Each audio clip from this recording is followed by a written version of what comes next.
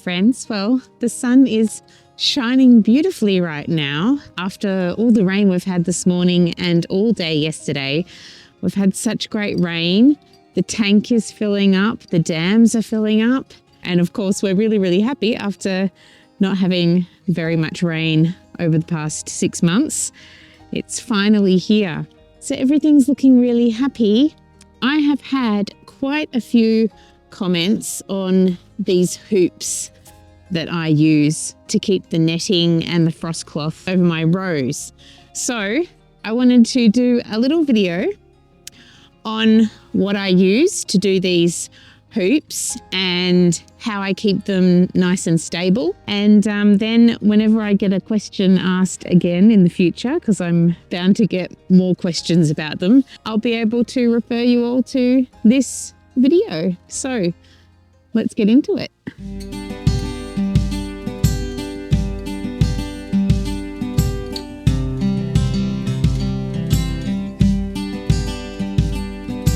So a little bit about my garden and how it's set up. I have these large veggie patches which have 5 rows in them each. 3 of the rows are like this one here, and they can have the netting put over them. So they are approximately 8 meters long and about a meter or a little bit less than a meter wide. And then I've got the Rio rows. So I've got 2 of those rows.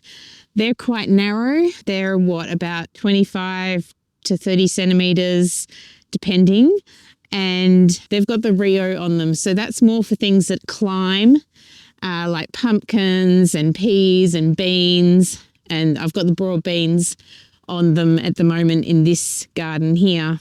So when we did this Rio here, we got big sheets of the Rio and cut them in half and then popped them up here against some star pickets.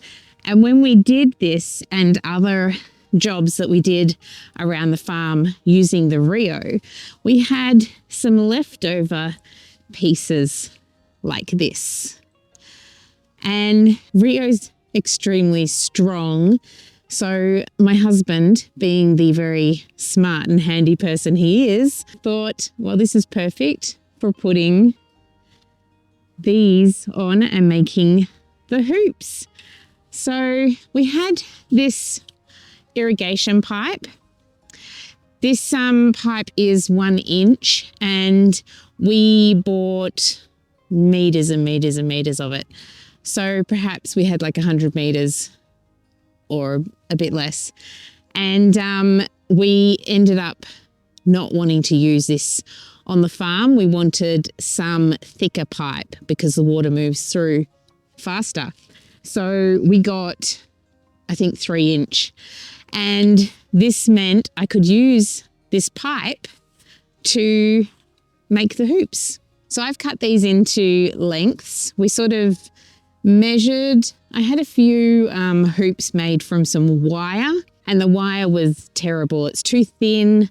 It ended up scratching the frost cloth, and the frost cloth just ripped apart where it was wearing on the wire. So I don't recommend wire. I recommend using something thicker like this. The only issue I have with using this pipe is that earwigs like to hide in the holes in here. And as you'll all probably know, earwigs and slaters are the 2 things that eat my seedlings. So just be wary of that. So the space in these rows, I said it's about 1 meter wide. It's probably about 1 meter wide, including some of the mulch on the side. That's just so that the plants can grow into the garden. But the hoops, I probably put the hoops at about 80 centimeters in width. And I've measured these hoops. I didn't measure them when I cut them, but they're about 175 centimeters long. And that's the perfect size for me because I don't keep these on all the time. I tend to take them off once the plants touch the netting or the frost cloth. However, at the moment I am keeping the netting on because I have noticed that the cockies are coming in occasionally and they like to tear things apart. I also have a few chickens that come in and munch on things. They haven't been in for quite a few weeks though, which is good. And I have the dogs as well. So I have a few things that I'm trying to keep off these plants. And even though the netting is there, my dogs still tend to walk over the netting, which is annoying. Oh, there's quite a few weeds in here. I need to come out here and do some weeding once everything dries out a bit, because it is a bit too wet at the moment. So at the start we were using things that we had on hand, but they worked really well, and I highly recommend using this pipe and using some pieces of Rio.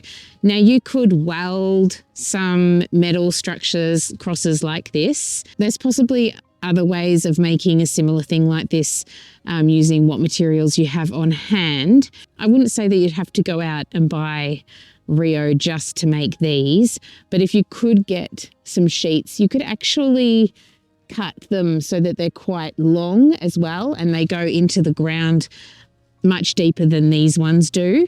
That will just make them even sturdier. Even having the crossbar part here coming out a bit more will make them sturdier. So I pop these crosses in this way. So I'm putting them in facing the way that the row's going, so that when this is on here, it has some stability this way, that way. And the stability going this way is created from the actual hoops that we've got here. So they're quite solid and they've got a lot of stability just in them. Okay, so here is a good example of an issue that I do have with these hoops in this row in particular, and I'm not sure why it's this row. Perhaps it's the dogs coming along and pushing it over all the time, but this one here on the end is consistently falling over this way.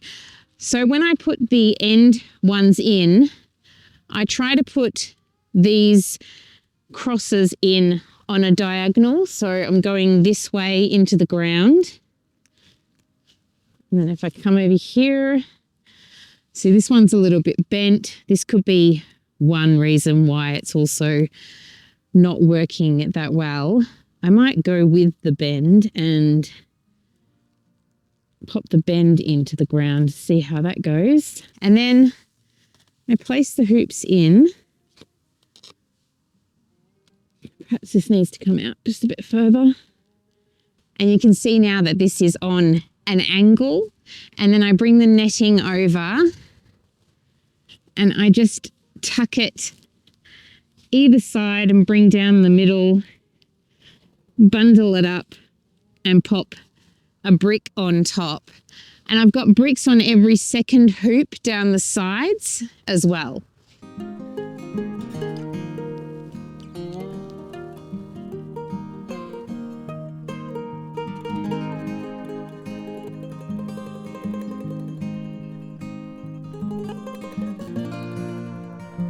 So I hope that helps you with understanding how I make my hoops and how I keep them stable and how they work really well in my garden rows. If you have any questions or I haven't covered everything here in the video, please feel free to ask the questions down below in the comments. And if you're new to coming to this video, have a look at those questions down there if I haven't answered all of your queries. Also, I'd love to hear how you make your hoops and keep your plants safe with netting. It's always great to hear about other methods.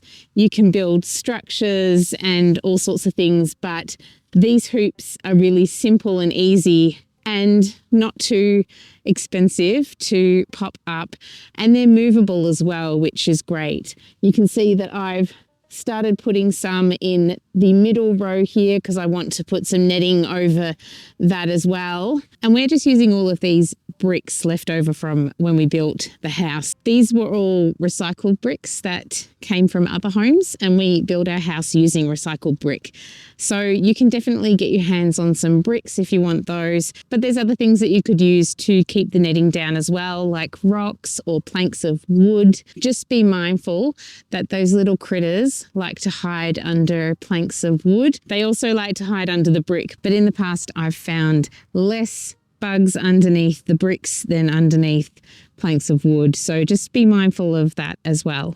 Thank you all so much for watching, and I look forward to seeing you again soon in another video.